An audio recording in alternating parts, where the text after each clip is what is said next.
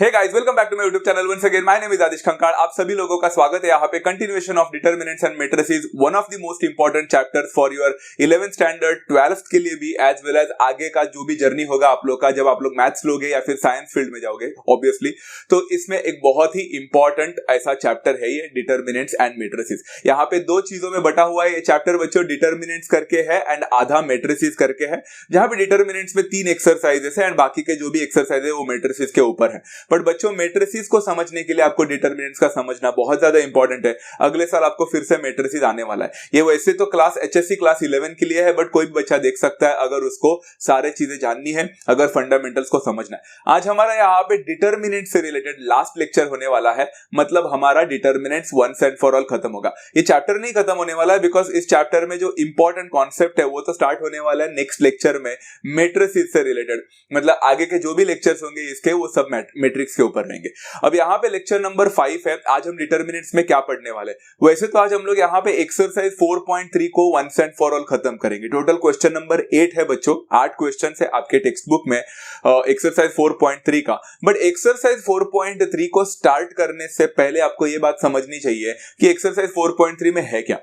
Exercise 4.3 is entirely dependent upon the application of determinants। मतलब हमने determinants को पिछले साल भी सॉल्व किया था 10th में, अभी हम लोग सॉल्व भी कर रहे हैं उसको फिर से। हम ऑर्डर 3 का सॉल्व कर रहे हैं। हमने क्या क्या चीजें की है, हमने एक्सपांशन किया एंड मेनी मोर। अरे बट हम लोग को डिटरमिनेंट्स को कहाँ कहाँ अप्लाई करते ये भी तो पता होना चाहिए। वैसे डिटरमिनेंट्स के काफी सारे एप्लीकेशन है बच्चों, बट हम लोग इस साल सिर्फ 3 एप्लीकेशन के बारे में देखने वाले। अगर आपको बाकी सारे एप्लीकेशन के बारे में देखना है तो आपके टेक्स्ट बुक में एक छोटा सा नोट दिया है, वहां पे सारे एप्लीकेशन डिटरमिनेंट्स के दिए, बट हम उसको सॉल्व नहीं करेंगे। तो आज हम लोग कौन से एप्लीकेशंस ऑफ डिटरमिनेंट्स की बात कर रहे हैं बच्चों। यहाँ पे डिटरमिनेंट्स को निकाल कर उसको अप्लाई करने के बहुत सारे ऐसे फील्ड्स में अप्लाई किए जा सकते हैं। सम ऑफ द एप्लीकेशंस जो मैं यहाँ पे दे रहा हूं वो है, सबसे पहला Cramer's rule.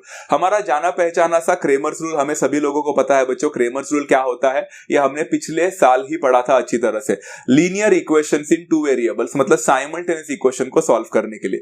But what if बच्चों हमारे पास लीनियर इक्वेशन इन 2 वेरिएबल के जगह पे 3 वेरिएबल 4 वेरिएबल भी हो तो भी क्या निकाल सकते हैं, डेफिनेटली। तो डिटरमिनेंट्स के मतलब यहाँ पे एक मदद से हम क्रेमर्स रूल का इस्तेमाल करके हम एक कोई भी लीनियर इक्वेशंस को सॉल्व कर सकते हैं साइमल्टेनियसली। दूसरा बच्चा क्या होता है, ये तो हमने पिछले साल भी पढ़ाई किया था, इस बार भी हम लोग रिवाइज करने वाले सारे चीजों को रिकॉल करेंगे। सेकंड होता है बच्चा consistency of 3 equations in 2 variables. बच्चों पिछले साल आप लोगों ने लीनियर इक्वेशंस इन 2 वेरिएबल्स के 2 ही इक्वेशन लिए थे एट अ टाइम। आपको पता होगा ना बच्चा, we used to take 2 linear equations. 2 variable ही हुआ करते थे, बट 2 ही लीनियर इक्वेशंस होते थे, तो साइमल्टेनियसली सॉल्व करते थे। बट यहाँ पे हमारे पास 2 वेरिएबल्स के ही होंगे इक्वेशंस, बट 2 इक्वेशंस नहीं होंगे, तो 3 इक्वेशंस होंगे। एंड उसका कंसिस्टेंसी चेक करना। यहाँ पे बच्चों मुझे थोड़ा 10th स्टैंडर्ड का आपका सिलेबस पसंद नहीं आया, स्टेट बोर्ड की बात कर रहा हूं, जिन्होंने कंसिस्टेंसी एंड इनकंसिस्टेंसी कभी पढ़ा ही नहीं किया। बिकॉज ऑब्वियसली आप लोग का वो पोर्शन से निकाल दिया गया है आफ्टर 2018, जब पोर्शन चेंज हो गया, कंसिस्टेंसी एंड इनकंसिस्टेंसी वाला टॉपिक ही निकाल दिया। That is the biggest problem for all of you, but कोई बात नहीं, मैं यहाँ पे समझाने की थोड़ी बहुत कोशिश कर लूंगा। थर्ड पॉइंट है बहुत इंपॉर्टेंट, आप डिटरमिनेंट्स को इस्तेमाल कर सकते हैं एरिया ऑफ अ ट्रायंगल निकालने के लिए भी, एंड 3 पॉइंट्स का कोलिनियर होना या नॉन कोलिनियर होना ये भी चेक करने के लिए हम डिटरमिनेंट्स का इस्तेमाल कर सकते हैं। पिछले साल हम लोग ने स्लोप का इस्तेमाल किया था कोलिनियर नॉन कोलिनियर चेक करने के लिए, डिस्टेंस फॉर्मूला का इस्तेमाल किया था, बट हम ये भी कर सकते हैं डिटरमिनेंट्स का इस्तेमाल टू चेक वेदर हमारा ट्रायंगल का एरिया क्या होगा एंड हमारा कोलिनियर होता है कि नहीं 3 पॉइंट्स, या वो नॉन कोलिनियर होते हैं। धीरे धीरे ये सारे चीजें सीख जाओगे। आपके पूरे टेक्स्ट बुक में, पूरे सिलेबस में ये सिर्फ 3 ही एप्लीकेशन के ऊपर क्वेश्चन है, तो हम इसी के ऊपर ही फोकस करेंगे। बाकी के जब भी एप्लीकेशन आएंगे वो शायद इंजीनियरिंग में आ सकते हैं, अभी फिलहाल के लिए तो बिल्कुल नहीं। ओके, तो शुरू करते हैं। सबसे पहले मैं आप लोगों को ये तीनों चीजों का एक समराइज करके दूंगा 10 मिनट में। सारे फॉर्मूले बता दूंगा, आप फॉर्मूला लिख के रखना, उसके प्रूफ टेक्स्ट बुक में है, जाकर जरूर देखें, बहुत सिंपल है। एंड उससे रिलेटेड क्वेश्चंस को सॉल्व करूंगा। सबसे पहले आता है बच्चा क्रेमर्स रूल। क्रेमर्स रूल आप लोग के लिए नया नहीं है, बट क्या होता है मालूम है, हमने जो क्रेमर्स रूल पढ़ाई किया था तभी आपके सामने लीनियर इक्वेशंस इन 2 वेरिएबल्स हुआ करते थे, एंड उसको सॉल्व करने के लिए 2 इक्वेशन काफी हुआ करता था। बट अभी हम लोग जो पढ़ने वाले हैं वो होगा linear equations in 3 variables. And 3 variables के जब होते हैं तो 2 लीनियर इक्वेशंस काफी नहीं होते हैं। अगर आपके पास वेरिएबल 3 है तो आपके पास नेसेसरी एंड सफिशिएंट इक्वेशंस कितने होने चाहिए? 3 होने चाहिए। तो कुछ ऐसा दिखेगा आप लोग का लीनियर इक्वेशन स्टैंडर्ड फॉर्म में। a1x plus b1y plus c1z is equal to d1। कुछ दिख रहा है बच्चों यहाँ पे? a1x plus b1y plus c1z हो गया। पहले c1 हुआ करता था सिर्फ कांस्टेंट, बट अभी c1 के साथ एसोसिएट हो गया z variable, and that is why constant को कुछ और ले लिया d1 करके, इज इक्वल टू d1। ऐसे एक और इक्वेशन बना सकता हूं, a2x plus b2y plus c2z is equal to d2। सिर्फ ये 2 इक्वेशंस काफी नहीं होंगे, 3 वेरिएबल्स है तो 3 इक्वेशंस होने चाहिए। a3x plus b3y plus c3z is equal to d3। Very simple. अब इससे हम लोग क्या करते हैं बच्चों, ये आप लोग के सामने अगर इक्वेशन देके रखा है तो अगर आपको यहाँ पे x, y एंड z का वैल्यू निकालना है तो वो भी आप लोग के लिए नया नहीं है। आपको सबको पता होगा बच्चा, भाई क्रेमर्स रूल हम लोग एक फॉर्मूला यूज करते थे, x is equal to dx upon d। कुछ याद आ रहा है बच्चों? तो सिमिलरली हम लोग यहाँ पे x का वही फॉर्मूला यूज करेंगे, y is equal to dy upon d करते थे, बट तभी x and y were the only variables. वहां पे सिर्फ x एंड y वेरिएबल हुआ करते थे, इसलिए इतना फॉर्मूला होता था। अभी z भी आ गया है तो एक्स्ट्रा फॉर्मूला लिखेंगे, which will not be a difficult formula for all of you as well. z is equal to dz upon d हो जाएगा। Very simple. अरे बट सर ये d कैसे निकाले? हमने सीखा था, बट अभी कैसे निकाले?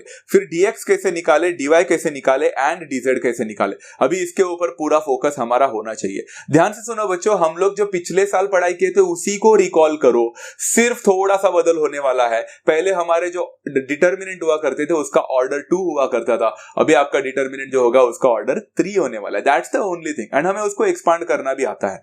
तो d का जो होने वाला है बच्चा, उसमें हमने क्या सीखा था? हमने ये सीखा था कि बच्चा सबसे पहला जो कॉलम होता है वो हमेशा x के कोएफिशिएंट के लिए रिजर्व्ड होता है, सबसे पहला कॉलम। तो यहाँ पे सबसे पहला कॉलम x के कोएफिशिएंट के लिए रिजर्व्ड है, तो a1 हो जाएगा, a2 हो जाएगा एंड a3 हो जाएगा, which are all the variables, which are all the coefficients of a variable x। उसके बाद में d में क्या आता था? फिर y का कोएफिशिएंट हम लिखते थे, तो b1, b2 एंड b3। अभी तो आपके पास z का भी कोएफिशिएंट आ गया है, इसलिए c1, c2 एंड c3 हो जाएगा। तो अगर आपने सारे वेरिएबल्स के कोएफिशिएंट्स को ऐसा कॉलम वाइज अरेंज कर दिया एंड उसको सॉल्व करने की कोशिश की तो आपको d का वैल्यू तो मिल जाएगा। Okay, going further for dx का वैल्यू। बच्चों dx का वैल्यू हम लोग ने कैसे सीखा था? वैसे तो अगर आप लोग ने 10th स्टैंडर्ड में सीखा है तो मुझे आप लोग को ये बताने की जरूरत नहीं है, बट तभी ना बहुत सारे बच्चों ने अलग अलग वे से सीखा होगा। अब मैं आप लोग को कैसे सिखाया था 10th स्टैंडर्ड में, मैं उसी वे से फिर से सिखाने की कोशिश करता हूँ। मैंने आप लोग को 10th में क्या सिखाया था मालूम है? कि dx क्या होता है मालूम है? वो सेम d का ही डिट्टो होता है, d को ही कॉपी करने का। बट dx निकालते वक्त जब जिसी का dx मतलब डिटर्मिनेंट ऑफ x निकालते वक्त जिसका वैल्यू निकालना है, डिटर्मिनेंट ऑफ x निकालना है, तो वो x को ही डिलीट कर देने का। इसलिए हमें dx को बोलता था डिलीट x। मतलब it's not dx delete x to be more honestly देखने जाएंगे तो उसका फुल फॉर्म डिलीट x नहीं है। हम हमारे कन्वीनियंस के लिए ऐसा बोलते हैं कि अगर हम dx निकालने जाएंगे तो हम x के कोएफिशिएंट को ही डिलीट कर देंगे, बाकी सेम रखेंगे।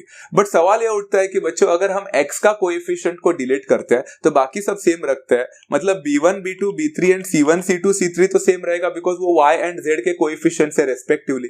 तो x का कोएफिशिएंट को अगर हमने डिलीट कर दिया तो उसके जगह पे किसको डालते थे? हम कांस्टेंट को डालते थे। एंड यहाँ पे कांस्टेंट कौन है बच्चा? d1, d2 and d3। So you are just replacing the x coefficient by a constant for dx। तो सिमिलरली बच्चों अगर हम लोग को dy निकालना है तो क्या होगा? तो dy निकालना है तो आपका x का कोएफिशिएंट सेम रहेगा, a1, a2, a3, बिकॉज आप इस बार y का डिटर्मिनेंट निकाल रहे dy। तो आपका c1, c2, c3 भी सेम रहेगा, बिकॉज वो भी तो कुछ चेंज नहीं होगा। इस बार आपका y का कोएफिशिएंट डिलीट हो जाएगा एंड उसके जगह पे आएगा कांस्टेंट, मतलब d1, d2 and d3 respectively. A very simple concept, right? And similarly बच्चों dz कैसे निकालना है आप लोग खुद ट्राई करो, वीडियो को पॉज करके फिर चेक कर लेना क्या बराबर है कि नहीं। Absolutely a1, a2, a3 will remain the same, x का कोएफिशिएंट सेम होगा, y का कोएफिशिएंट भी सेम होगा, बट dz निकालना है इसलिए z के कोएफिशिएंट को डिलीट कर दो एंड उसके जगह पे डाल दो बच्चों किसको? कांस्टेंट को, मतलब d1, d2 and d3। And this is how you have found out the value of d, dx, dy and dz। ये एक बार आप लोग को मिल जाता है तो आपको वो फॉर्मूला में डालना है जो कि एक अनदर देन एक क्रेमर्स रूल ही है, उसमें सब्स्टिट्यूट करना है एंड आपको वैल्यू मिल जाएगा। 10th स्टैंडर्ड तक सारे चीजों में आप लोग को रेस्ट्रिक्शंस हुआ करते थे कि फॉर्मूला लिखने से पहले लिखना पड़ता था बाय क्रेमर्स रूल वगैरह वगैरह। 11th स्टैंडर्ड में इतने रेस्ट्रिक्शंस मोस्टली होते नहीं है, so you don't have to worry about all those things. अगर आप लिखते हो तो बेस्ट है, बट अगर नहीं लिखते तो भी चल जाता है। आपके टेक्स्ट बुक में भी कहीं पे भी वो ऐसा कोई रूल फॉलो नहीं हुआ है। चलो अभी क्रेमर्स रूल हो गया है, इससे रिलेटेड मैं क्वेश्चन अभी नहीं लूंगा। सबसे पहले आप इसको समझ लो अच्छी तरह से। हम सारे कॉन्सेप्ट को पहले समझते हैं आने वाले 10 मिनट में, फिर हम लोग सारे क्वेश्चंस को खत्म करेंगे। अभी दूसरा है बच्चा consistency of 3 equations in 2 variables. सबसे पहले बच्चों बाकी सारी चीजें रहने दो, यहां पे उन्होंने बोला है कि 3 इक्वेशंस होने चाहिए, 3 इक्वेशंस बट 3 वेरिएबल्स का नहीं। इसलिए क्रेमर्स रूल में जो इक्वेशन लिखा था ना वो नहीं है यहाँ पे। There are 3 equations over here but these 3 equations are not the equations with 3 variables. उन्होंने बोला है 3 इक्वेशंस हैव द 2 वेरिएबल्स। मतलब हमने 10th में पढ़ाई किया था वही है, बट 2 इक्वेशन नहीं है। अभी मेरे पास 3 इक्वेशन है, तो कैसे लिखा जाएगा? कुछ ऐसे a1x plus b1y plus c1 is equal to 0, standard form याद है बच्चों। a1x plus b1y plus c1 is equal to 0 and a2x plus b2y plus c2 is equal to 0। आप देख रहे हो बच्चों यहाँ पे 2 इक्वेशंस हैं एंड हम लोग ने 10th में भी पढ़ाई किया था, जहां पे x and y are the 2 variables and c1 and c2 act as the constant. हाँ, हम कांस्टेंट को राइट में लिखा करते थे पहले सॉल्व करते वक्त, बट अभी हम लोग लेफ्ट में ही रखेंगे because this happens to be the standard form. But हमने यहाँ पे 2 लीनियर इक्वेशन नहीं तो हमने 3 लीनियर इक्वेशंस इन 2 वेरिएबल्स लेने का सोचा है, इसलिए a3x plus b3y plus c3 is equal to 0 भी आ जाएगा। Very simple. अब बात आती है बच्चों कंसिस्टेंसी ये वर्ड की। ये बहुत ही इंपॉर्टेंट वर्ड है एंड एक्चुअली आपके टेक्स्ट बुक में भी इंफॉर्मेशन थोड़ा सा आधा दिया है एंड उन्होंने खुद बोला है कि हमारा इंफॉर्मेशन आधा है तो आगे और भी चीजें होती है। थोड़ा सा अगर मैं उसको है ना डिटेल में बताने जाऊंगा ना अभी तो आप शायद कंफ्यूज हो सकते हैं, इसलिए मैं एकदम डिटेल में नहीं जाऊंगा, थोड़ा बहुत ही बता दूंगा एंड समझने की कोशिश करना। द वर्ड कंसिस्टेंसी बच्चों, कंसिस्टेंसी का मतलब होता है कॉमन सॉल्यूशन होना। सिंपल सा वर्ड है बच्चा, सिंपल सा वर्ड को सिंपली ही समझ लो, एकदम कॉम्प्लिकेटेड करने की जरूरत नहीं। कंसिस्टेंसी का मतलब होता है बच्चों कॉमन सॉल्यूशन होना। आप जरा 10th स्टैंडर्ड को थोड़ा अपने आप को थोड़ा 365 डेज पीछे लेकर जाओ एंड 10th स्टैंडर्ड में लीनियर इक्वेशन जब सॉल्व कर रहे थे तब आपके सामने अगर मैं 2 लीनियर इक्वेशन देता था एंड आप साइमल्टेनियसली उसको सॉल्व करते थे तो क्या आपको एक कॉमन सॉल्यूशन मिलता था बच्चों जो दोनों भी इक्वेशन को सेटिस्फाई करे? जैसे मैं लिखता था 1,2 is the solution of the given simultaneous equation, मतलब वो 1,2 सिर्फ इक्वेशन नंबर 1 को ही सेटिस्फाई नहीं करता था बट वो दोनों को भी करता था। So 1,2 was the solution common to both of them, बराबर ना। इसीलिए बच्चा 1,2 जब हमें मिलता था ना, ऐसा सॉल्यूशन मिलता था तो हम बोल सकते थे कि हमारे दोनों इक्वेशंस कंसिस्टेंट है। टू बी एक्चुअली फ्रैंक ना बच्चों, सच बताओ तो आपके 10th स्टैंडर्ड में आपने जो पढ़ाई किया ना उसमें सारे क्वेश्चंस जो दिए थे ना वो सारे कंसिस्टेंट थे। इसलिए आपको कभी ऐसा लगा ही नहीं अरे यूनिक सोल्यूशन मिल रहा है या कॉमन सोल्यूशन मिल रहा है या किसी का नहीं मिल रहा है, ऐसा कभी आप लोग को फील ही नहीं हुआ।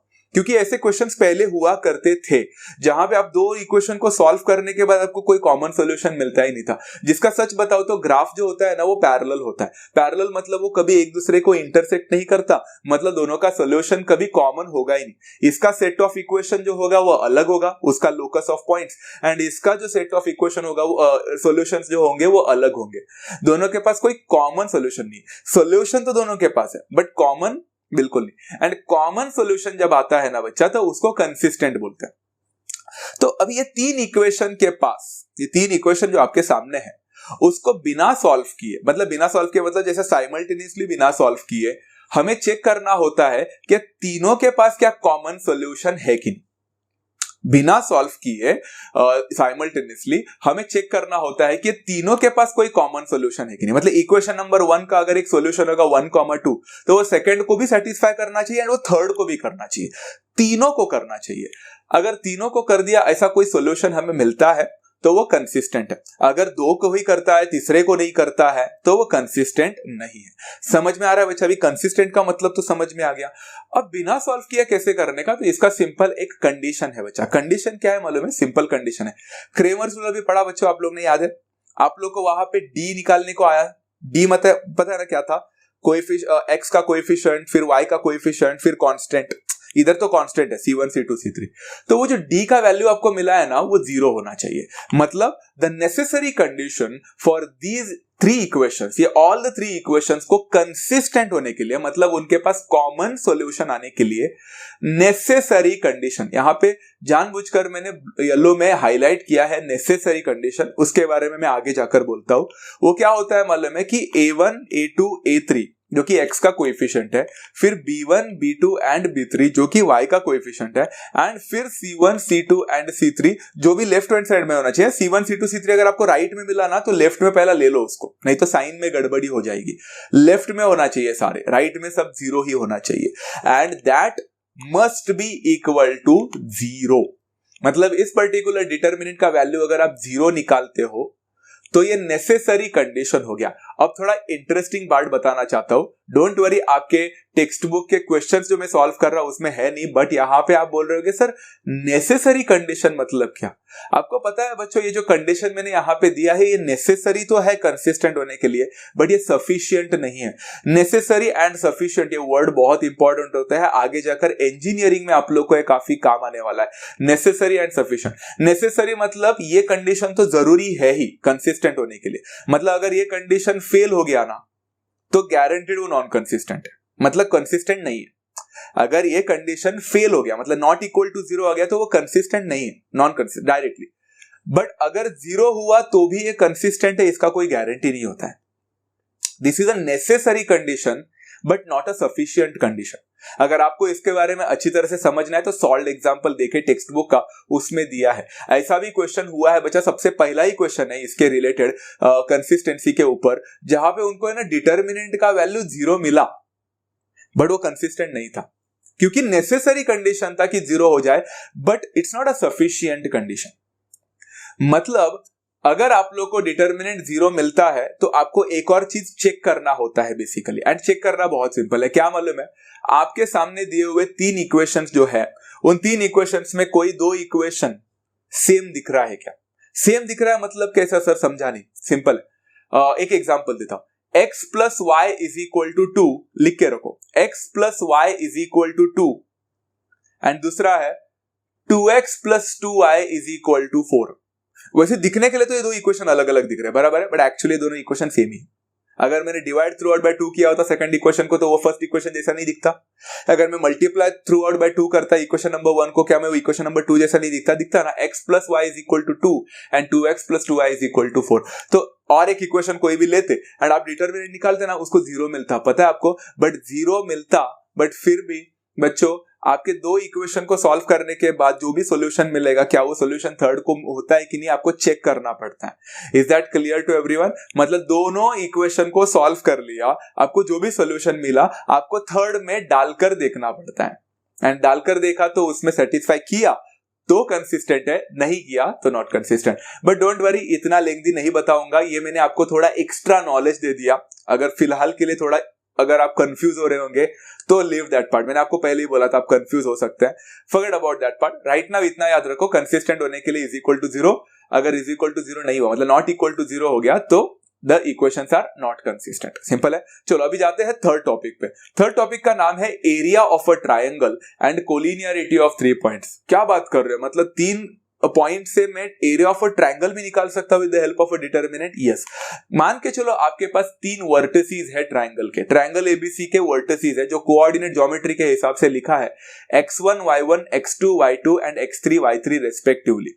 एबीसी के पॉइंट्स है, ये कोऑर्डिनेट्स है। तो बच्चों the area of a triangle will be expressed as something like this, half into, अरे वाह, हाफ इनटू कुछ याद आ रहा है बच्चों, area is equal to half into base into height, तो उसका half into determinant, base into height नहीं है, हाफ इंटू डिटर्मिनेंट ऑफ, पहले कॉलम में x का कोऑर्डिनेट लिख के आओ। फिर से बोलता हूं, पहले कॉलम में क्या लिख के आने का, x का कोऑर्डिनेट, मतलब x1 x2 x3, ये पहले कॉलम में आएगा। दूसरे कॉलम में क्या आएगा, जाहिर सी बात है y का कोऑर्डिनेट, मतलब y1 y2 एंड y3।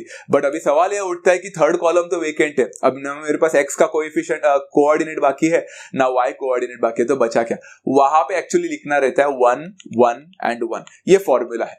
मतलब वो लास्ट का जो कॉलम है उसमें हमेशा 1 1 1 रहेगा, चाहे आप कौन सा भी निकालो उधर 1 1 1 ही होने वाला है। अब ये फॉर्मूला कहां से आया, उसका पूरा प्रूफ आपके टेक्स्ट बुक में दिया है, ऐसा नहीं कि डायरेक्टली कहीं से आया है, but this is the formula. Half into पहले कॉलम में x का कोऑर्डिनेट, दूसरे कॉलम में y का कोऑर्डिनेट, तीसरा column will always B 1 1 1, always भी, चाहे कोई भी क्वेश्चन पूछने दो 1 1 1 ही होने वाला है। ये है आपका फॉर्मूला। मुझे लगता है बच्चों इधर तक तो समझा। अब सवाल उठता है कोलिनियरिटी ऑफ 3 पॉइंट्स। बच्चों कोलिनियर एंड नॉन कोलिनियर होने के लिए आप लोग ने कोऑर्डिनेट ज्योमेट्री में एक कॉन्सेप्ट पढ़ा तो था, याद है बच्चों? नहीं याद है तो बता देता हूं। अगर मैंने आप लोग को बोला बच्चों मेरे पास 3 पॉइंट्स कोलिनियर है एंड 3 पॉइंट्स कोलिनियर है, तो क्या मैं उससे ट्रायंगल बना सकता हूं क्या? बिल्कुल नहीं। 3 पॉइंट्स अगर कोलिनियर होते हैं तो उससे स्ट्रेट लाइन बनाया जा सकता है। ट्रायंगल सिर्फ नॉन कोलिनियर पॉइंट से बनता है, बराबर है? तो यहां पे अगर मुझे कोलिनियर है कि नहीं ये चेक करना रहेगा, तो इसका सिंपल सा जवाब है बच्चों, आपको एरिया ऑफ अ ट्रायंगल निकालना है। आपको क्या निकालना है? एरिया ऑफ अ ट्रायंगल निकालना है। अगर मुझे एरिया ऑफ अ ट्रायंगल 0 मिल गया, तो बच्चों ऐसा कौन सा ट्रायंगल होता है जिसका एरिया 0 हो? एक ही जवाब है इसका, a triangle's area will only become 0 when it is no longer a triangle. एक ट्रायंगल का एरिया 0 तभी ही बनता है जब वो ट्रायंगल ही नहीं रहता, बराबर ना? नहीं तो छोटे से छोटा ट्रायंगल का भी कोई ना कोई तो एरिया होगा ही ना। अगर ट्रायंगल का एरिया ही 0 बन गया, इसका ये मतलब है कि वहां पे ट्रायंगल नहीं बना है, स्ट्रेट लाइन बना है। एंड उससे आपको पता चल जाएगा कि पॉइंट्स तो कोलिनियर है। इसका मतलब है बच्चों, अगर आप लोग को वो पूछते हैं कि पॉइंट्स कोलिनियर है कि नहीं है, तो आपको सिर्फ काम क्या करना है, आपको एरिया ऑफ अ ट्रायंगल का फॉर्मूला यूज करना है। अगर आपको ट्रायंगल का एरिया मिला तो आप बोल सकते हैं कि भाई इसका एरिया मिला है तो पॉइंट्स आर नॉन कोलिनियर, इसलिए तो ट्रायंगल मिला। बट अगर ट्रायंगल नहीं बन रहा है, एरिया 0 बन गया, तो the points are collinear. Simple है टेस्ट निकालने का कोलिनियरिटी का, very easy right? I hope everyone has understood. Simple. अब बच्चों कभी कभी क्या होता है, डिटर्मिनेंट को सॉल्व करना जो होता है, सामने आपको जो डिटर्मिनेंट दिख रहा है वो एरिया ऑफ अ ट्रायंगल को फॉर्मूला को सॉल्व करने के लिए होता है, बट कभी कभी इसका आंसर पॉजिटिव मिलता है तो कभी कभी इसका आंसर नेगेटिव मिलता है। बट एरिया कभी नेगेटिव नहीं हो सकता, because area is a scalar quantity. इसीलिए बच्चों आपको चाहे वो पॉजिटिव आंसर मिले चाहे वो नेगेटिव मिले, आपको उसका मॉड्यूलस निकालना है। मॉड्यूलस मतलब एब्सोल्यूट वैल्यू निकालना है। तो अगर आपको ये डिटर्मिनेंट जो सॉल्व करोगे तो उसका आंसर 2 मिला तो लिख लेने का 2 स्क्वायर यूनिट, बट अगर -2 मिला तो भी उसको 2 स्क्वायर यूनिट करके ही लिख के आओगे, क्योंकि एरिया कभी नेगेटिव नहीं होता। डिटर्मिनेंट सॉल्व करते वक्त आपको नेगेटिव मिलेगा, बट इसका यह मतलब नहीं कि आंसर नेगेटिव है, पॉजिटिव में ही लिख के आने का। इसको मैं आगे जाकर बता दूंगा। चलो जाते हैं एक्सरसाइज 4.3। होपफुली आप सभी लोगों को सारे कॉन्सेप्ट समझ में आ चुके हैं। नाउ एक्सरसाइज 4.3 का क्वेश्चन नंबर 1 पे फोकस करते हैं। Solve the following linear equations by using Cramer's rule. इसमें ना काफी सारे क्वेश्चंस है बच्चों, बट अगर मैं सारे क्वेश्चंस लेने जाऊंगा ना तो it will be a waste of time for all of you, because सारे क्वेश्चन सेम है। कॉन्सेप्ट को समझ लो, बाकी सारे क्वेश्चंस आप लोग खुद ट्राई कर लेना। Okay, you have to do that. सबसे पहला क्वेश्चन है, ये सारे लीनियर इक्वेशंस आपके सामने दिए हैं। 3 लीनियर इक्वेशंस है इन 3 वेरिएबल्स। आपको यहाँ पे निकालना है यहाँ पे क्रेमर्स रूल से लीनियर इक्वेशन। तो सबसे पहले मैं गया डी निकालने के लिए। डी के लिए मैंने क्या बोला था? डी के लिए मैंने बोला था बच्चों सारे x के coefficient in the first column. तो पहले का 1 है, दूसरे का भी 1 है, तीसरे का भी 1 है। x x x दिख रहा है। बाद में साइन को भूलना मत, दूसरे का 1 है फिर से, मतलब अगर दूसरे कॉलम की बात करेंगे तो 1 है, फिर y का कोएफिशिएंट -1 है बच्चों, एंड देन 2 है। सिंपल। उसके बाद में अगर हम लोग देखेंगे तो z का कोएफिशिएंट 1 है, देन z का कोएफिशिएंट 1 है, एंड देन अगेन -1 है, एंड आपको यहाँ पे d का वैल्यू आराम से मिल जाएगा। एक्सपांड करने के लिए ज्यादा टाइम वेस्ट मत करो, फटाफट से खत्म करो। 1 मल्टीप्लाइड बाय 1 - 2 हो जाएगा, बिकॉज -1 तो 1 ही होता है, मतलब मल्टीप्लाई करेंगे तो 1 - 2 -1 टाइम्स -1 हो जाएगा, चेक करो, and +1 multiplied by 2 minus of -1 हो जाएगा। 2 + 1 होना चाहिए, so it's 2 + 1। Okay, 1 - 2 is -1, -1 is -2 multiplied by -1 is +2, and then 2 + 1 is 3, 3 × 1 3 हो जाएगा। 3 + 2 होता है 5, 5 - 1 होता है 4। You are going to get the answer to be 4। D का वैल्यू मिल चुका। ऐसे ही आप dx का वैल्यू निकाल सकते हैं। मैंने आपको बोला था बच्चा dx निकालते हो, you have to delete the value of x and replace it by a constant. तो पहला ही कॉलम जो होता है वो x का होता है, तो उसके जगह पे कांस्टेंट को डालो। 6 आ जाएगा, 2 आ जाएगा, 2 आ जाएगा। बाकी y का कोएफिशिएंट और z का कोएफिशिएंट सेम डिट्टो छाप दो जैसा वो पहले था, 1 -1 एंड 2, एंड यहाँ पे था बच्चा 1 1 एंड -1। Very simple. चलो फटाफट से सॉल्व कर लेते हैं। 6 मल्टीप्लाइड बाय 1 - 2 हो जाएगा, -1 मल्टीप्लाइड बाय -2 हो जाएगा, +1 मल्टीप्लाइड बाय 4 क्या हो जाएगा, 4 +2 हो जाएगा, बराबर ना। So it will become 4 + 2, fantastic. 1 - 2 is -1 multiplied bye 6 is -6, -2 - 2 -4 multiplied by -1 is +4, and 4 + 2 is 6 multiplied by 1 is just 6. 6 - 6 cancel हो जाएगा, आपको यहाँ पे फिर से 4 करके मिल गया। अरे वाह, अच्छा खासा नंबर मिल रहा है। dx मिलने के बाद dy निकालते हैं। आप लोग खुद ट्राई करना स्टार्ट करो, मैं सिर्फ पढ़ाते जा रहा हूँ। आप चाहो तो फास्ट फॉरवर्ड कर सकते हैं या फिर वीडियो को पॉज करके खुद से कर सकते हैं। dy मतलब आपका x का कोएफिशिएंट सेम रहेगा बट y के कोएफिशिएंट में डिलीट हो जाएगा एंड वहां पे कांस्टेंट रिप्लेस होगा 6 to 2 एंड फिर z का कोएफिशिएंट भी सेम रहेगा। Try solving this one. 1 multiplied by -2 हो जाएगा, -6 मल्टीप्लाइड बाय -1 हो जाएगा एंड +1 मल्टीप्लाइड बाय 2 - 2 हो जाएगा। वी विल नो -2 * -2 इज -2 -4 होता है। -1 - 1 -2 * -6 इज +12 होगा एंड 2 - 2 0 है तो वो वाला पार्ट तो 0 ही रहेगा, तो इधर मैंने 0 लिख लिया। 12 - 4 होता है बच्चों 8। ये भी अच्छा खासा नंबर मिला जो कि मेरे d से परफेक्टली डिविजिबल है।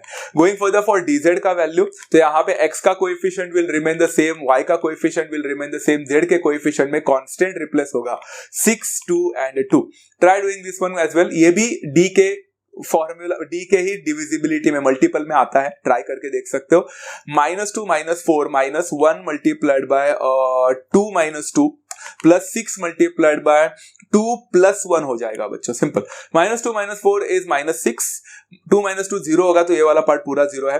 2 + 1 3 होगा, 3 × 6 इज 18। अगर आप देखोगे 18 - 6 कितना होता है, अरे वाह यहाँ पे तो 12 मिल गया। चलो सारे वैल्यूज मिल चुके हैं, अभी सॉल्व करना स्टार्ट करते हैं। dx इज इक्वल टू 4 है, dy इज इक्वल टू 8 है, dz इज इक्वल टू 12 है एंड d का वैल्यू मुझे यहाँ पे 4 मिला। सारे वैल्यूज मिले हैं, चलो x का वैल्यू निकालते हैं। x is equal to dx upon d, तो सबको पता है dx अपॉन d मतलब 4/4 हो जाएगा, which will give me the answer as 1। y is equal to dy upon d, आपको dy का वैल्यू 8 पता है तो 8/4 will lead to the answer to be 2। dz का वैल्यू अपॉन d को वैल्यू निकालोगे तो z का वैल्यू मिल जाएगा dz upon d, dz is 12 तो 12/4 करोगे तो you'll get the answer to be 3। Final answer आप लोग लिख सकते हैं बच्चों, x, y, z मतलब 1, 2, 3, अभी 3 है, 3D हो गया ये तो। 1, 2, 3 is the solution of the given simultaneously जो given linear equation है and it's as simple as that। आपने क्रेमर्स रूल से सॉल्व किया। वैसे बताने की कोई जरूरत तो नहीं थी बट आई होप सभी लोगों को समझ में आ ही चुका है ये वाला कॉन्सेप्ट। क्रेमर्स रूल बहुत सिंपल है, मुझे तो लगता है कि एक्सरसाइज 4.3 में बाकी के जो भी सब क्वेश्चन है क्रेमर्स रूल से रिलेटेड आप खुद कर पाओगे। It's not at all a difficult task, you can definitely manage to do. Okay, चलो अभी जाते हैं दूसरे क्वेश्चन नंबर 2 पे एंड मुझे लगता है क्रेमर्स रूल से रिलेटेड ये मेरा सेकंड क्वेश्चन है एंड इस पर्टिकुलर एक्सरसाइज का लास्ट है। अब बच्चों ये वाला जो क्वेश्चन है ना, ये एक वर्ड प्रॉब्लम है एंड सभी लोगों को तो वर्ड प्रॉब्लम अभी सॉल्व करना तो आता ही होगा। ये क्वेश्चन मैंने जानबूझकर सॉल्व नहीं किया है, मैंने आपको सिर्फ ये वर्ड प्रॉब्लम को एक इक्वेशन में कन्वर्ट करके बताया है। मतलब मैं 3 लीनियर इक्वेशंस आपके सामने लेकर रखने वाला हूं, इसके बाद बाकी का वाला पार्ट जो क्रेमर्स रूल से सॉल्व करना है, क्या आप लोग खुद कर पाओगे बच्चा? बिकॉज मुझे लगता है आप लोग कर लोगे। सामने दिया हुआ सिर्फ एक बड़ा वर्ड प्रॉब्लम को मैं लीनियर इक्वेशन में कन्वर्ट कर रहा हूं, मैथमेटिकल स्टेटमेंट में कन्वर्ट आपको करके दे रहा हूं, 3 इक्वेशंस मैं बना के दे रहा हूं। बाकी क्रेमर्स रूल से सॉल्व करना उतना तो आप कर ही सकते हो, राइट? चलो क्या बोला है, the sum of the 3 numbers is 15. If the second number is subtracted from the sum of the first and third numbers, then we get 5. When the third number is subtracted from the sum of twice the first number and the second number, we get 4. Find the 3 numbers. सच बताओ तो ये question जब मैंने खुद solve किया था ना तो मैं रॉन्ग हो गया था ये क्वेश्चन में, क्योंकि एक क्वेश्चन यहाँ पे लास्ट में थोड़ा कंफ्यूजिंग है। फिर मैंने फिर से ट्राई किया एंड मैंने एक एक्सपेरिमेंट करके देखा एंड में वो राइट हुआ। इसीलिए मैं ये इक्वेशन आपको बना के दे रहा हूँ ताकि आप भी वो गलती ना करें। Let me help you out. किस चीज के बारे में बात कर रहा हूँ? फाइंड द 3 नंबर्स बोला है, तीनों नंबर पता नहीं है तो let the 3 numbers be x, y and z। Formality मैंने नहीं किया है, यहाँ पे मैं डायरेक्टली सॉल्व कर रहा हूँ। पहला स्टेटमेंट दिया है सम ऑफ द 3 नंबर्स इज 15। सबको पता है इसका आंसर क्या होने वाला है, x + y + z is equal to 15। अब बच्चों आपके पास 3 वेरिएबल है इसलिए 3 कंडीशंस देना जरूरी है। उन्होंने 3 कंडीशन आपको दिया है, पहला कंडीशन हमने कर लिया एंड वो एक अच्छा खासा स्टैंडर्ड फॉर्म में दिख रहा है, मतलब 15 राइट हैंड साइड में है तो उतना तो लिख रहा है एंड इक्वेशन नंबर मैंने उसको 1 कर दिया। अब सेकंड वाला थोड़ा इंटरेस्टिंग है, if the second number is subtracted from the sum of the first and third number, मतलब सेकंड नंबर को मैं माइनस कर रहा हूं sum of the first and third number से। मतलब मुझे सबसे पहले फर्स्ट नंबर और थर्ड नंबर को ऐड करना पड़ेगा एंड फिर उसमें से सेकंड नंबर को माइनस करना पड़ेगा। तो सबसे पहले किसका एडिशन होगा, फर्स्ट एंड थर्ड, मतलब x एंड z का। तो x प्लस जेड ब्रैकेट में लिखा minus second number is being subtracted from that, मतलब minus y is equal to we get 5 as the answer. बड़ा सिंपल है ना बच्चा। इफ सेकंड नंबर जो कि y है is being subtracted from the sum of the first and third number, मतलब x and y, तो x एंड z सॉरी, तो x प्लस z में से y माइनस हो जाएगा तो आपको 5 मिल जाएगा। इसको थोड़ा सा रीअरेंज करते हैं बच्चों, तो x पहले लिखेंगे, फिर माइनस y को बाद में लिखते हैं एंड फिर प्लस z लिखते हैं is equal to 5, so that all the alphabetically हम लोग ने यहाँ पे लिख लिया है ताकि आप लोग को इजी पड़े क्रेमर्स रूल के लिए। इक्वेशन नंबर 2, थर्ड इक्वेशन था जहां पे मैंने गलती की एंड मुझे आंसर ही नहीं मिल रहा था एंड फिर मैंने चेक किया कि ऐसा करेंगे तो, एंड फिर आंसर मिला। वो क्या था मालूम है, when the third number is subtracted. अब थर्ड नंबर इज सब्ट्रैक्टेड मतलब जैसे मेरा ऊपर सेकंड कंडीशन में माइनस y लिखा था, अब माइनस z होने वाला है, वो तो सबको पता है। बट उन्होंने देखो क्या लिखा है, when the third number is subtracted from sum of the first number and the second number नहीं बोला है, तो sum of the twice the first number and the second number बोला है। अब मैं यहाँ पे क्या कंफ्यूज हुआ मालूम है, मुझे लगा कि twice the first number and second number है ना, तो मुझे लगा कि फर्स्ट नंबर का डबल करने का एंड सेकंड नंबर का भी डबल करने का एंड फिर सम करने का, मतलब 2x प्लस 2y।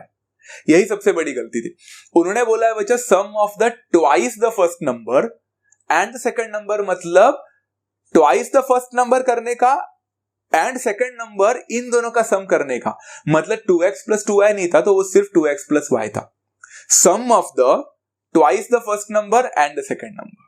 समझ में आ रहा है? इधर मैंने गड़बड़ किया, मुझे आंसर नहीं मिल रहा है, क्यों नहीं मिल रहा है मैं चेक कर रहा हूं एंड फिर मुझे मिला, मैंने ऐसा करके देखा and I got the answer. तो 2x प्लस y था यहाँ पे एंड उसमें से किसको सब्ट्रैक्ट किया, थर्ड नंबर को किया, मतलब माइनस z किया and that was to be कितना मिला था, वी गेट 4 यहाँ पे। तो इसको भी थोड़ा रीअरेंज करो, तो रीअरेंज करने की जरूरत नहीं है, सिर्फ ब्रैकेट को ओपन कर दो, 2x plus y minus z is equal to 4 मिल जाएगा, इक्वेशन नंबर 3। तो सारे चीजें तो मैंने करके दी बच्चों, आप लोग को 3 इक्वेशंस ला कर दिया है। अब इसमें से आपको d निकालना है, dx निकालना है, dy निकालना है एंड dz निकालना है, फिर आप लोग को x, y एंड z का वैल्यू निकालना है with the help of the formula of Cramer's rule. आप लोग कर पाओगे, इतना तो आशा है बच्चों, होपफुली आप सभी लोग करोगे, बिकॉज नंबर्स भी बहुत सिंपल है, आप लोग को आंसर मिल ही जाएगा। And one more interesting thing, find the 3 numbers बोला है, इसलिए जो भी 3 नंबर मिलेंगे वो नेचुरल नंबर ही मिलेंगे, बिकॉज ऐसे टाइप ऑफ क्वेश्चंस में आपको नेचुरल नंबर ही प्रोवाइड करते हैं, तो आपको एक बहुत अच्छा खासा आंसर मिल जाएगा। जो भी मिलेगा आंसर तीनों एक बार फर्स्ट कंडीशन में डाल के देखना, तीनों नंबर का एडिशन 15 आ रहा है कि नहीं, आ जाएगा तो आप सही जा रहे हो। ओके, ट्राई कर लेना। इसके आगे मैंने सॉल्व नहीं किया है because it will be a waste of time, because Cramer's rule solve करना बहुत सिंपल है। चलो यहाँ पे क्वेश्चन नंबर 2 हो गया, let's go for question number 3। यहां से थोड़ा इंटरेस्टिंग कॉन्सेप्ट स्टार्ट हो रहा है। Examine the consistency of the following equations.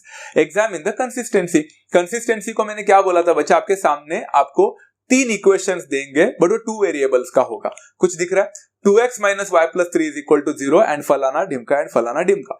बच्चों सबसे पहले मैंने आप लोग को बोला था, कभी कभी ये लोग आप लोग को गुमराह करने के लिए वो जो इक्वेशन दिया है ना उसका कांस्टेंट राइट हैंड साइड में डाल देते हैं।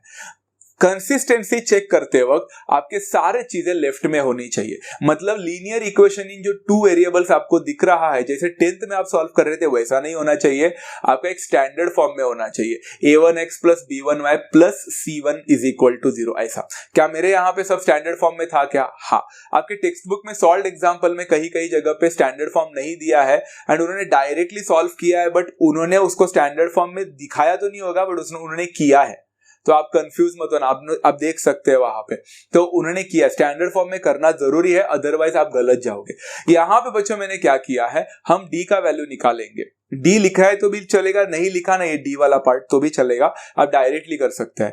आपका सबसे पहले कॉलम में आएगा x का कोएफिशिएंट, मतलब 2, 3 एंड 11 रेस्पेक्टिवली। आपके दूसरे कॉलम में आएगा y का coefficient along with the sign, ना तो -1 हो जाएगा, 1 हो जाएगा and 2, and last but not the least इधर आएगा आपका कांस्टेंट, जो कि लेफ्ट में शिफ्ट करने के बाद ही लेना है, जो कि है 3, -2 एंड -3 रेस्पेक्टिवली। अब इसका वैल्यू आपको निकालना है बच्चों, मैंने आपको क्या बोला था बच्चा, हमें नेसेसरी कंडीशन देखने का है। नेसेसरी कंडीशन क्या है, अगर 0 हुआ तो कंसिस्टेंट, नहीं 0 हुआ तो नॉट कंसिस्टेंट। सॉल्व करते, 2 मल्टीप्लाइड बाय -3 माइनस ऑफ -4 मतलब +4 हो जाएगा, माइनस ऑफ -1 मतलब +1 बन जाएगा, मैं डायरेक्टली कर रहा हूं। -3 माइनस ऑफ -22 मतलब सॉरी -9 होगा, -9 +22 हो जाएगा, +3 एंड 6 -11 हो जाएगा। सिंपल है। चलो 4 - 3 बिकम्स 1, 1 2 2 होगा, 22 - 9 होता है 13 बच्चों, 13 1 सिर्फ 13 होगा, एंड 6 -11 होता है -5 मल्टीप्लाइड बाय 3 बिकम्स -15। अगर इसको सॉल्व करेंगे तो 2 + 13 होता है 15, 15 - 15 होता है 0। आइला जादू। एंड एक बात है बच्चों, जरा देखो कोई भी इक्वेशन आपको सेम दिख रहा है क्या यहाँ पे, मतलब ऐसा लग रहा है कि कोई भी दो इक्वेशन सेम बनाया जा सकता है, ऐसा कुछ नहीं, तो यहाँ पे कुछ भी नहीं है, तो हम डायरेक्टली बोल सकते हैं the given equations have a common solution. सबके पास कॉमन सॉल्यूशन है, मतलब अगर तीनों इक्वेशन को मैं सॉल्व करता तो मुझे ऐसा कोई एक सॉल्यूशन तो मिल ही जाता है x, y जो तीनों को सेटिस्फाई कर सके, एंड तीनों को सेटिस्फाई कर रहा है, कॉमन सॉल्यूशन मिल रहा है, मतलब तीनों इक्वेशंस क्या हो गए बच्चों, कंसिस्टेंट बन गए। Therefore the given system of equations is constant, या फिर given three equations are consistent sorry, and you get the answer over here, and it was as simple as that। तो consistency चेक कर लिया। मैंने जानबूझकर एक और क्वेश्चन लिया है, 2x + 3y - 4 is equal to 0, x + 2y is equal to 3, 3x + 4y + 5 is equal to 0। मजे की बात देखो बच्चों, यहाँ पे आप लोग को समझ में आ जाएगा। मैंने यहाँ पे d का वैल्यू निकाला तो सबसे पहला x का कोएफिशिएंट तो आ जाएगा, जो कि है 2 है, 1 है एंड 3 है। अब थोड़ा देखो y का कोएफिशिएंट 3 है, 2 है एंड 4 है। अब मजे की बात देखो बच्चों, यहाँ पे आप लोग का जो कांस्टेंट वाला है उसमें सबसे पहला -4 है, बट दूसरा अगर आप लोग ने 3 लिख लिया तो आप सही जा रहे हो या गलत जा रहे हो। This is the best example. आप 3 लिखोगे तो यहाँ पे गलत जाओगे। क्यों? Because 3 happens to be the right hand side, नहीं चलेगा। राइट हैंड साइड में नहीं होना चाहिए, लेफ्ट हैंड साइड में होना चाहिए। मैंने नहीं दिखाया है लेफ्ट हैंड साइड में करके, बट मुझे पता है मैंने किया है। 3 को लेफ्ट में लेके जाता तो क्या होता, -3, यहाँ पे -3 होना चाहिए। Did you see that part happening बच्चा? तो कंफ्यूज नहीं होने का कि अरे -3 कहां से आ गया, मैंने पहले ही बोल के रखा था all the things must be in the left hand side, right में सिर्फ 0 होना चाहिए। बराबर है। अगर आप कंफ्यूज होते तो पहले ही 3 को लेफ्ट में ले लो, एंड उधर उसके बाद में वो तो लेफ्ट में ही ऑलरेडी, तो 5 हो जाएगा। So I hope everyone understood why -3 came into existence हो देयर। इसको सॉल्व करो बच्चों, 2 × 10 हो जाएगा एंड +12 हो जाएगा, सिंपल।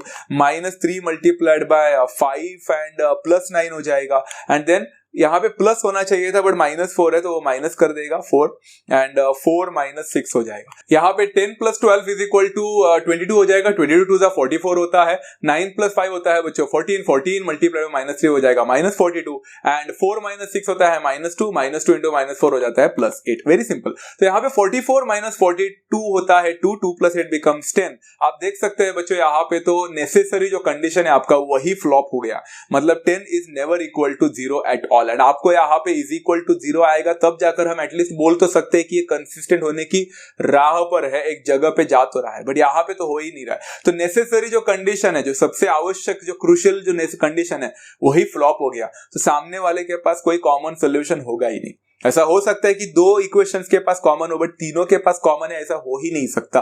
तो बिना सॉल्व किए हम लोग ने कर दिया। आई can say the given system of equations is not consistent. जानबूझकर बच्चों सब क्वेश्चन नंबर 3 भी मैंने आप लोग के लिए लिया है, बट अगर आपको लगता है कि आपको सब कुछ आ रहा है तो आप इस वीडियो को पॉज करके खुद से ट्राई करें, इसका आंसर कितना मिलता है पहले चेक करें।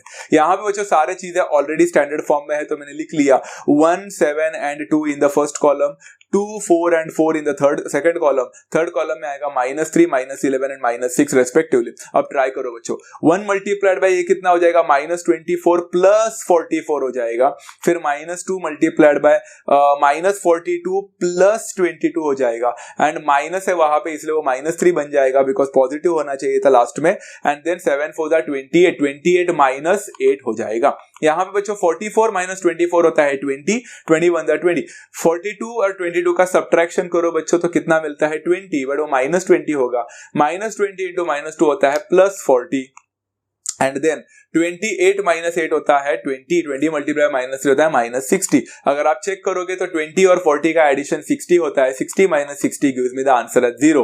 एंड आपको यहाँ पे कोई भी ऐसा इक्वेशन कॉमन नहीं दिख रहा है, यहाँ पे तो टेंशन लेने की जरूरत नहीं है। हम बोल सकते the given equations have a common solution, so I can say the given system of equations is consistent and it's as simple as that. तो आई होप बच्चों आप सभी लोगों को कंसिस्टेंसी का क्वेश्चन भी समझ में आने लगा है अभी धीरे धीरे। क्रेमर्स रूल तो आपको समझा ही था, बट अभी कंसिस्टेंसी भी समझ रहा है। बट कंसिस्टेंसी के सारे क्वेश्चंस खत्म नहीं होंगे, बिकॉज कभी कभी आप लोग को कंसिस्टेंट है कि नहीं ये चेक करने नहीं बोलेंगे, तो आपको बोलेंगे कि सामने इक्वेशन ऑलरेडी कंसिस्टेंट है एंड आपको के का वैल्यू निकालना है। बड़े सिंपल क्वेश्चंस होते हैं बच्चों, ऐसे टाइप ऑफ क्वेश्चंस आपको डराएंगे नहीं, बिकॉज आप सभी लोगों को पता है कि उन्होंने खुद बोला है कि गिवन इक्वेशंस आर कंसिस्टेंट। इसका ये मतलब होता है बच्चों की जो डिटर्मिनेंट हम निकाल रहे हैं, मतलब 2 and 1 in the first column, 3 and 4 and -2 in the second column, and third column में आएगा -2 -k and 3k। अगर हम डालते हैं तो सिस्टम, यहाँ पे जो सिस्टम ऑफ इक्वेशंस आपका कंसिस्टेंट होने के वजह से इसका जो वैल्यू है वो आपको नेसेसरी कंडीशन ही है कि कंसिस्टेंट होने का, कि वो 0 होना चाहिए,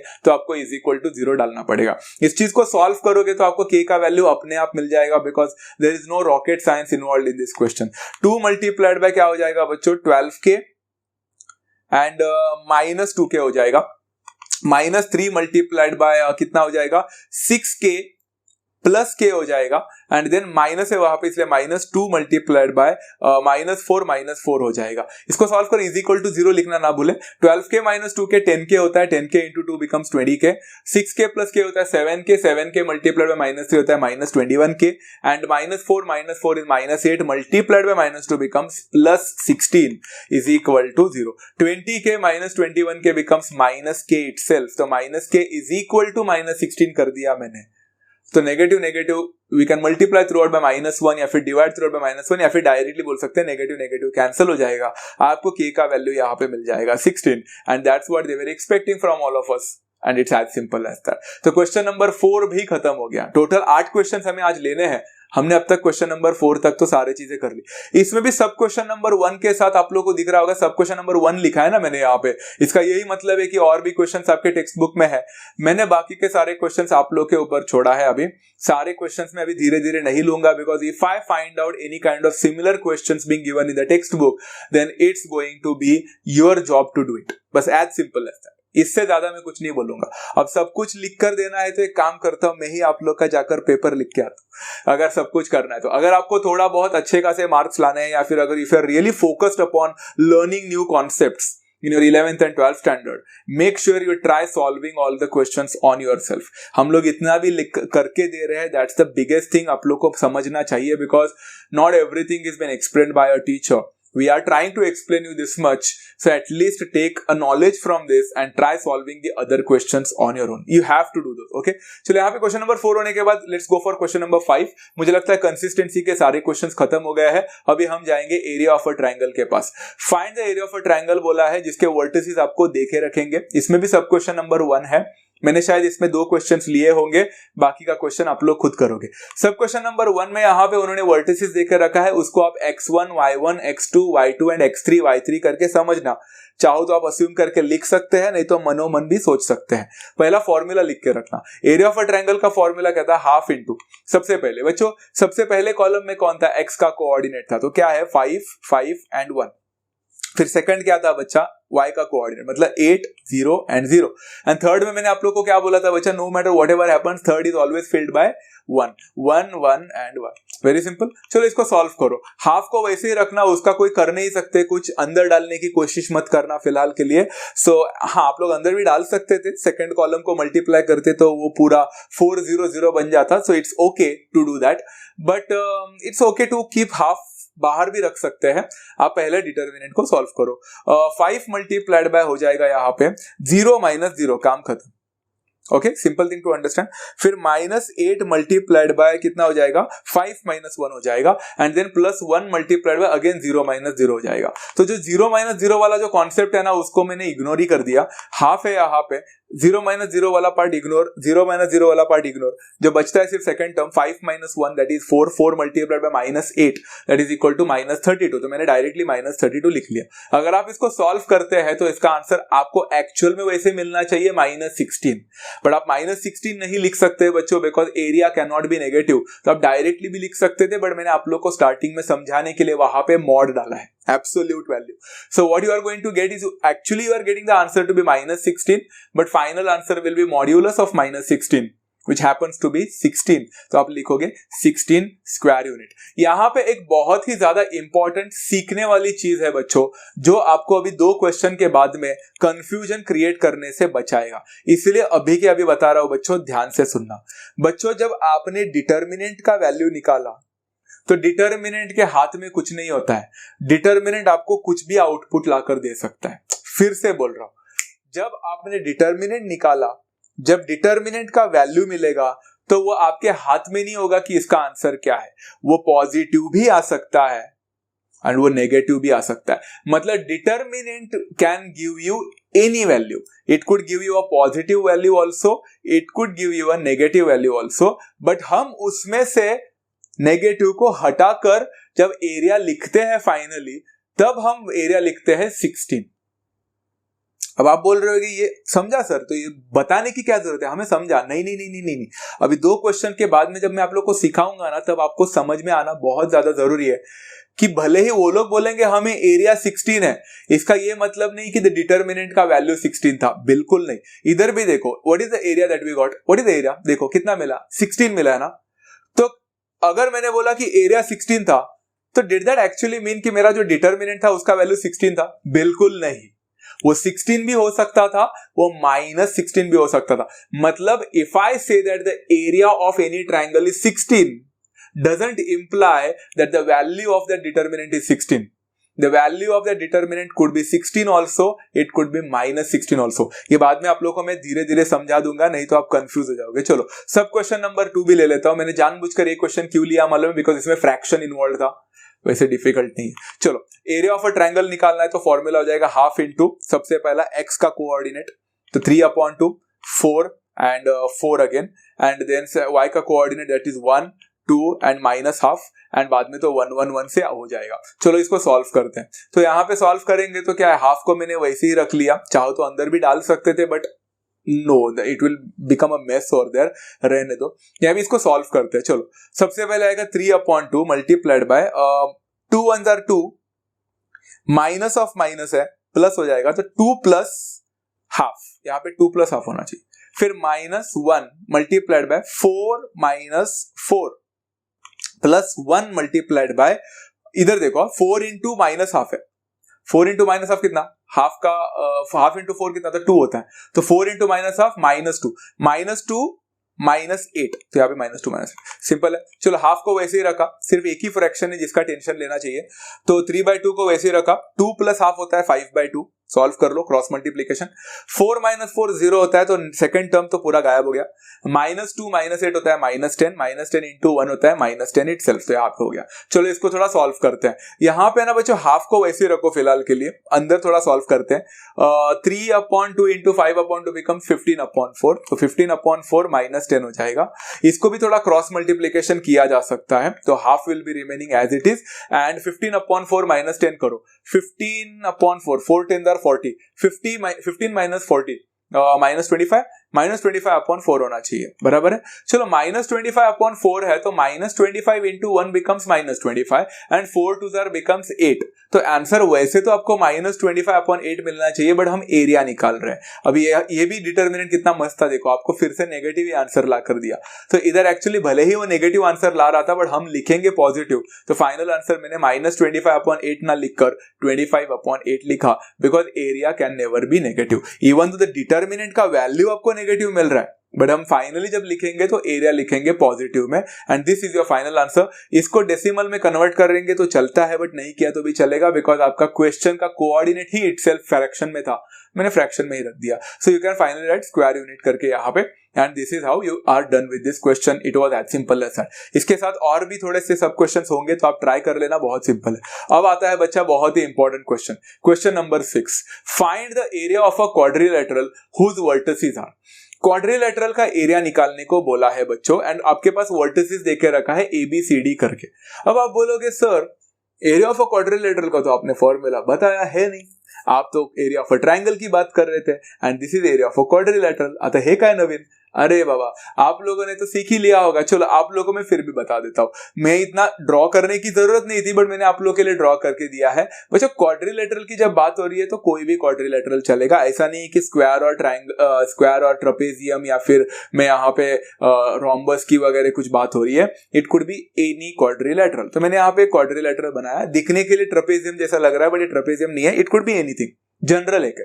तो यहाँ मैंने इसको नाम दे दिया ABCD करके एंड उसके वर्टिसेस आपको देख के रखा है। अब एरिया ऑफ अ क्वाड्रिलेटरल तो मुझे पता नहीं है बट सबको पता है बच्चों, क्वाड्रिलेटरल में कहीं पे भी दो ऑपोजिट वर्टिसेस में मैंने एक लाइन ड्रॉ कर दिया तो आपको दो ट्रायंगल्स मिलते हैं। अब मैं आप लोगों को बच्चों यहाँ पे एक एक्सपेरिमेंट करने को बोलने वाला हूँ, एक असाइनमेंट है आप सभी लोगों के लिए। मैंने यहाँ पे A एंड C में डायगोनल बना दिया, इसलिए मेरे पास यहाँ पे दो ट्रायंगल्स बन रहे हैं, एक है ABC एंड दूसरा है ADC। मैं यहाँ पे ABC ट्रायंगल का एरिया निकालूंगा और ADC ट्रायंगल का एरिया निकालूंगा, फिर उन दोनों को ऐड करूंगा तो I am going to get some area बच्चा, राइट है ना। आप एक्सपेरिमेंट क्या करोगे मालूम है, आप ये नहीं सॉल्व करोगे, आप B एंड D को डायगोनल बना दो तो आपको फिर से दो ट्रायंगल मिलेंगे, ACD करके एंड BAD करके, सॉरी BCD करके एंड BAD करके। तो BCD और BAD का ट्रायंगल निकालो, आपका अलग अलग दो एरिया मिलेंगे बट जब ऐड करोगे तो आपको मेरे जैसा ही आंसर मिलना चाहिए। ट्राई करना चाहोगे, डेफिनेटली ट्राई करना एंड मुझे बताना आपको क्या आंसर मिल रहा है। चलो मैंने यहाँ पे दो ट्रायंगल लिया, मैंने सबसे पहला ट्रायंगल ABC लिया। अब ट्रायंगल ABC का फॉर्मूला यूज करो, हाफ मल्टीप्लाइड बाय ABC जो है उसके कोऑर्डिनेट्स, तो -3 -2 एंड -3 एज वेल, एंड यहाँ पे होगा 1 -2 एंड -1 एंड देन 1 1 1 तो सेम रहेगा, D का वैल्यू मत डाल के आना। Okay, half will remain the same, -3 will remain the same, -2 +1 हो जाएगा, फिर -1 -2 -3 हो जाएगा, फिर +1 एंड 2 हो जाएगा एंड +6 हो जाएगा। सिंपल है। चलो half will remain the same again, -2 +1 is -1 into -3 becomes +3, -2 -3 is -5 multiplied by -1 becomes +5 and 2 + 6 is 8 into 1 becomes 8.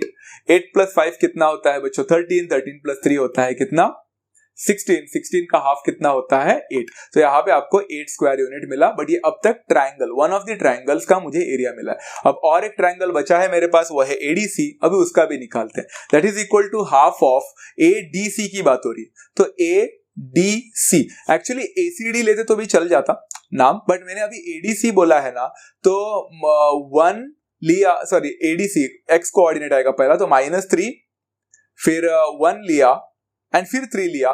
तो मैं जिस हिसाब से x कोऑर्डिनेट लिखा हूं ना, तो y कोऑर्डिनेट भी उसी हिसाब से लिखना पड़ेगा। समझ में आ गया।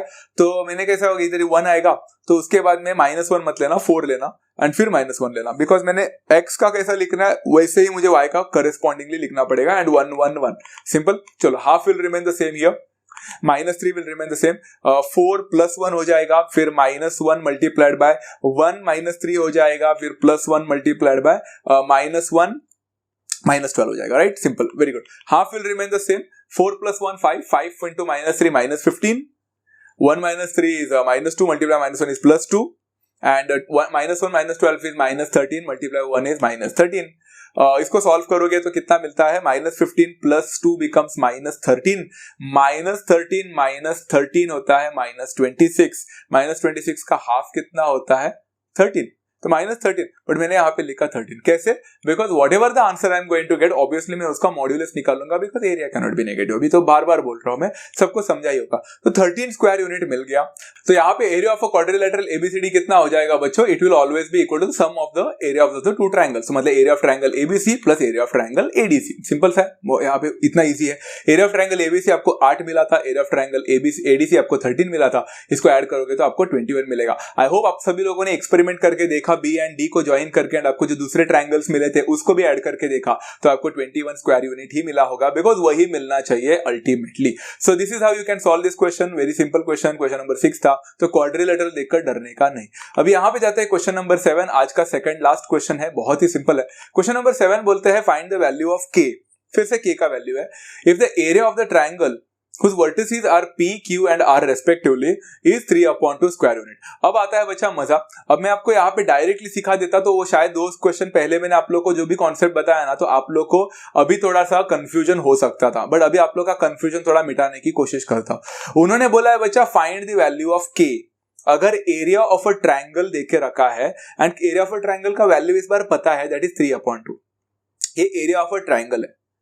तो एरिया ऑफ अ ट्राइंगल अगर देखे रखा है तो हम एरिया ऑफ अ ट्राइंगल का ही फॉर्मूला यूज करेंगे, विच इज हाफ इंटू, फिर पी क्यू आर का हम वर्टिसेस यूज करेंगे, मतलब k 2 एंड 4, फिर 0 2 एंड 3 एंड फिर 1 1 and 1 and that is equal to, अब बच्चे यहाँ पे क्या बोलते हैं, so the area of a triangle is given to be 3/2, इसलिए दिस इज इक्वल टू 3/2। इधर ही सबसे बड़ी गलती होती है। मैंने आपको बोला था बच्चा, एरिया 3/2 मिला है, इसका ये मतलब नहीं है कि बच्चों ये जो डिटर्मिनेंट आपको है, ये जो एरिया का फॉर्मूला है, इससे जो आपको आंसर मिलेगा ना बच्चा वो 3/2 ही होगा, इसका कोई गारंटी नहीं है। हो सकता है कि ये डिटर्मिनेंट का वैल्यू आपको 3/2 दे, इसलिए हम लोग बोल रहे एरिया इज 3/2, बट ऐसा भी हो सकता था ना बच्चा कि जो सामने दिया हुआ डिटर्मिनेंट है उसका वैल्यू आपको -3/2 मिला होगा। देखो ना, इस पर्टिकुलर डिटरमिनेंट का वैल्यू अगर आपको -3/2 भी मिलता तो भी आप फाइनल स्टेटमेंट क्या लिखते हैं मुझे बताओ ना। आप यही लिखते हैं ना, the area of a triangle is equal to -3/2 लिखते हैं क्या? नहीं, आप फाइनल स्टेटमेंट यही लिखते हैं, the area of a triangle is 3/2। मतलब चाहे इस डिटरमिनेंट का वैल्यू आपको पॉजिटिव 3/2 मिले या चाहे इस डिटरमिनेंट का वैल्यू आपको -3/2 मिले, नेगेटिव मिले, तो भी आप फाइनल तो लिखोगे area of a triangle is 3/2। तो क्वेश्चन में भी उन्होंने वैसा ही लिखा है, the area of a triangle is 3/2। तो दैट डजंट इंप्लाई ना बच्चा कि ये जो डिटरमिनेंट है उसका आंसर 3/2 ही रहेगा, इसके दो पॉसिबिलिटीज हो सकते हैं, इसीलिए यहाँ पे पॉसिबिलिटी लेना बहुत इंपॉर्टेंट है। दैट्स व्हाई वी से the area of a triangle is 3/2 implies that the value of this determinant is plus or minus 3/2। समझ में आया बच्चा यहाँ पे? This is a very crucial part of, very crucial roll over here, क्योंकि इस determinant का वैल्यू +3/2 तो भी एरिया 3/2, -3/2 तो भी इसका एरिया 3/2 ही। सिंपल है। एंड हमें तो दो एग्जांपल में वहां पे हमने एरिया ऑफ अ ट्राइंगल निकाला तो दो आंसर नेगेटिव ही मिले थे, फिर भी हमने पॉजिटिव ही कर दिया ना लास्ट में। तो इसका ये मतलब था कि डिटरमिनेंट का वैल्यू पॉजिटिव था? बिल्कुल नहीं, नेगेटिव था। तो दोनों पॉसिबिलिटीज लिखे सकते हैं, क्योंकि दो पॉसिबिलिटी लेने से ही हमें समझेगा ना कि के का वैल्यू क्या क्या हो सकते हैं। There are 2 possible answers for K. समझ में आ रहा है? चलो यहाँ पे ना मैंने क्या किया मालूम है, लेफ्ट हैंड साइड में राइट हैंड साइड में दोनों के पास 2 था, तो मैंने 2 को कैंसिल कर दिया, बराबर है डिनोमिनेटर में, तो 1 तो गायब ही हो गया, इसके पास सिर्फ प्लस और -3 बचेगा। तो यहां पे मैंने सॉल्व कर लिया, तो k multiplied by 2 - 3 -0 multiplied by 2 - 4 plus 1 multiplied bye 6 - 8 हो जाएगा। दैट इज इक्वल टू 2 तो मैंने कैंसिल कर दिया, तो हाफ तो गायब हो गया, इधर का 2 गायब हो गया, तो प्लस और -3 बचेगा। That's the only thing. चलो सॉल्व करो। k मल्टीप्लाइड बाय 2 - 3 -1 होता है, -1 इंटू के बिकम्स -k, 2 - 4 होता है -2 multiplied bye 0, anything multiplied by 0 वो तो गायब ही होने वाला है। एंड 6 - 8 होता है बच्चों कितना, -2 इंटू 1 होता है -2, खत्म, इज इक्वल टू प्लस और -3। चलो -k का वैल्यू निकालना है तो -2 को पहले वहां पे शिफ्ट कर दो, तो प्लस और -3 +2 हो जाएगा। अब यहाँ पे बच्चों मैं आप लोग के ऊपर छोड़ रहा हूँ, प्लस और माइनस है मतलब दो कॉम्बिनेशंस बनेंगे, या तो k का वैल्यू -k का वैल्यू जो है बच्चों इट विल बिकम आइदर क्या होगा बच्चा 3 + 2 होगा जो कि 5 है, और -k का वैल्यू क्या बन जाएगा बच्चा -3 + 2 हो जाएगा, -3 + 2 दैट इज -1। तो आपके पास दो वैल्यूज है, बट ये -k के वैल्यू है, तो k का वैल्यू कितना हो जाएगा, आइदर इट विल बिकम -5 और it will become k is equal to 1 करके। So these are the 2 possible answers. आप चाहो तो लेफ्ट हैंड साइड में ये दोनों वैल्यू डालकर देखो बच्चों, मैं बोलता हूँ लेफ्ट हैंड साइड ले लो ऊपर का, उसमें -5 डालकर देखो तो आपको आंसर पॉजिटिव या नेगेटिव 3/2 मिलेगा, दूसरे में पॉजिटिव या 3, मतलब 3/2 दोनों में मिलेगा, एक में प्लस मिल सकता है माइनस मिल सकता है, बट अल्टीमेटली आपका एरिया तो 3/2 ही रहेगा। Is that clear to everyone? So there are 2 possible values for k and that's how you need to write over here। Simple है। चलो अब लास्ट में एक सिंपल सा क्वेश्चन करते हैं, खत्म कर देते हैं। क्वेश्चन नंबर 8 बोल रहा है examine the collinearity of the following set of points. इसमें भी सब क्वेश्चंस बहुत सारे हैं, बट मैंने सारे नहीं लिए बिकॉज बाकी बहुत सिंपल है। सब क्वेश्चन नंबर 1 है a b and c का 3 - 1 0 - 3 and 12 5। यहाँ पे बोला है बच्चा कोलिनियरिटी चेक करना है। हमने क्या बोला था बच्चा, for a particular point to be collinear और नॉन कोलिनियर, इसके लिए हमें क्या करना होता है, एरिया ऑफ अ ट्राइंगल का फॉर्मूला यूज करना होता है। तो हम यहाँ पे एरिया ऑफ अ ट्राइंगल का ही फॉर्मूला यूज करेंगे, बराबर। एंड दैट विल बिकम क्या 3 0 and 12 and -1 -3 and 5 and then last but not the least is 1 1 1 आता है यहाँ पे। And this is how you do. अगर मैं इस पर्टिकुलर जो ट्राइंगल का एरिया निकाल रहा हूँ यहाँ पे, ये जो पर्टिकुलर डिटरमिनेंट का वैल्यू मुझे अगर 0 मिलता है, इसका मतलब है एरिया ऑफ अ ट्राइंगल 0 बन गया। मतलब ये लाइंस, मतलब ये पॉइंट्स जो है वो कोलिनियर है। बट अगर मुझे ट्रायंगल का एरिया मिल गया तो वो नॉन कोलिनियर है। सिंपल है, बराबर है। तो यहाँ पे हम लोग देखेंगे कि मुझे जीरो मिल रहा है कि नहीं। कभी कभी जीरो मिलेगा, कभी कभी नॉन जीरो मिलेगा। नॉन जीरो मिला तो नॉन कोलिनियर है, जीरो मिल गया तो कोलिनियर है। चलो let's see, 3 multiplied by -3 -5, minus of -1 लिखा है तो +1 हो जाएगा, वो 0 -12 हो जाएगा, and +1 multiplied bye 0 minus of -36, तो 0 + 36 होना चाहिए। चलो, half will remain the same over here. -3 -5 -8 होता है, मल्टीप्लाइड बाय 3 बिकम्स -24, एंड 0 -12 -12 होता है, मल्टीप्लाइड बाय 1 -12 ही देगा, एंड 0 + 36 36 1 दा 36 ही देगा। अरे भाई, ये थोड़ा इंटरेस्टिंग कॉन्सेप्ट है क्योंकि यहाँ पे आंसर आपको 0 मिलेगा। कैसे 0 मिल गया चेक करो ना।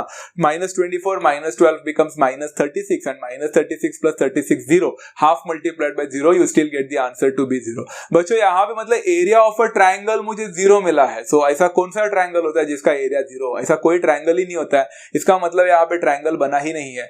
The points over here are straight, एकदम परफेक्ट ऐसे है। इसका मतलब ये हो रहा है बच्चा नॉन कोलिनियर नहीं है, तो ये क्या है? कोलिनियर है। So I can say points A, B and C are collinear here and it's as simple as that. तो समझ में आ गया बच्चों। तो बाकी के सब क्वेश्चंस में ऐसा हो सकता है कि कुछ कुछ जगह पे आपको नॉन जीरो वैल्यू मिले तो वहां पे नॉन कोलिनियर लिखने का, एंड फिर आपको 0 मिले तो आपको वहां पे कोलिनियर लिखना है। So this is a very simple concept. बाकी के सब क्वेश्चंस आप लोग खुद करोगे। तो इस हिसाब से बच्चों मैंने डिटर्मिनेंट्स का आप लोग को एप्लीकेशन भी बता दिया, एंड ये I guess this exercise is comparatively more easier as का मतलब अगर हम एक्सरसाइज 4.2 की बात करेंगे तो बिकॉज वो प्रॉपर्टी वाला था, बट वो बहुत इंपॉर्टेंट है। तो होपफुली आप सभी लोगों को आज का कॉन्सेप्ट एंड आज का लेक्चर भी समझ में आया होगा बच्चों। नेक्स्ट लेक्चर जो होगा काफी इंपॉर्टेंट होगा बिकॉज हम मैट्रिक्स के ऊपर उतरेंगे, and that lecture is a very important lecture because उसमें fundamental of matrix, types of matrix के ऊपर मैं बात करने वाला हूं, जो कि सबसे इंपॉर्टेंट होता है बच्चा, क्योंकि जो मुझे बहुत टाइम लगा था सब सारे मैट्रिक्स को समझने के लिए, row matrix, column matrix, scalar matrix, diagonal matrix and many more. तो वो हमारा नेक्स्ट लेक्चर होगा। It will be definitely coming very soon. आशा करता हूं आपको आज का लेक्चर समझ में आया होगा। डिटर्मिनेंट्स खत्म हो चुका है।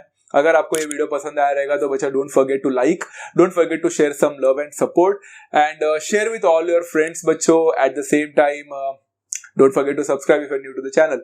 मिलते हैं नेक्स्ट सेशन में, तब तक take care of yourself, love you all, thank you so much and happy learning.